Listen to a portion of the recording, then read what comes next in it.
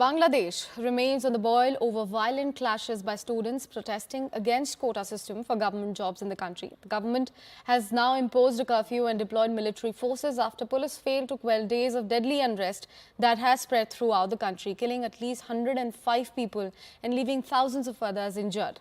The police has been granted shoot-on-sight orders for those defying curfew. Telecommunications were also disrupted and television news channels went off the air in Bangladesh. Meanwhile, Ministry of External Affairs has already issued a statement saying that they are in touch with more than 4,000 students in Bangladesh and are in fact providing necessary assistance, while over 900 Indians have already been brought back to country.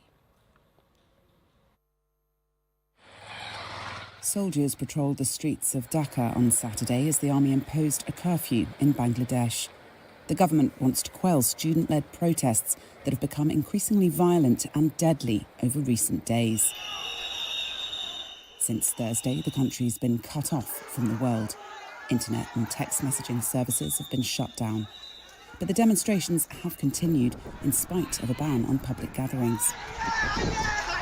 Data from hospitals there shows the clashes have killed over 100 people and injured thousands. And with the death toll climbing, the government imposed the national curfew and deployed the military. Students in the South Asian country are angry about controversial quotas for government jobs. They include setting aside 30% of those jobs for the families of those who fought for independence from Pakistan in 1971. The government had scrapped the quota system in 2018 following similar student protests. But a court reinstated it last month.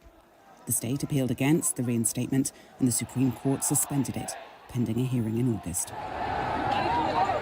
The protests have also been fuelled by high unemployment among young people, who make up nearly a fifth of the population. TV channels reported that the curfew was eased for 2 hours on Saturday so people could shop for supplies and get chores done. It will last until 10 a.m. on Sunday, when the government will assess the situation.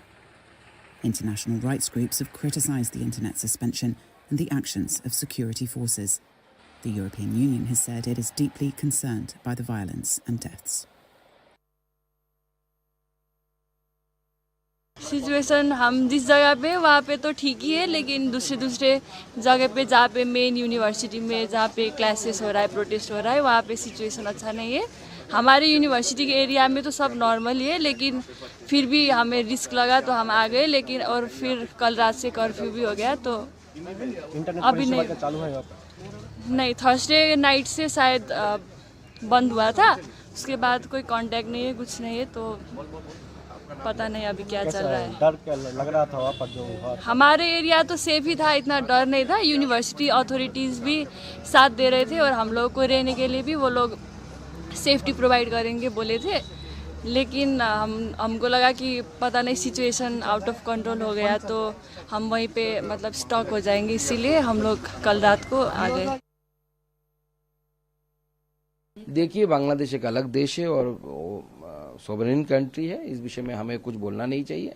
वहाँ की सरकार जो है वो पूरी समर्थ है वहाँ के कंडीशन को संभालने के लिए। भारत सरकार पूरी विषय पे दृष्टि बना के रखी है। बांग्लादेश की सरकार को कुछ करना पड़ेगा, उनका अपने घर की समस्या है।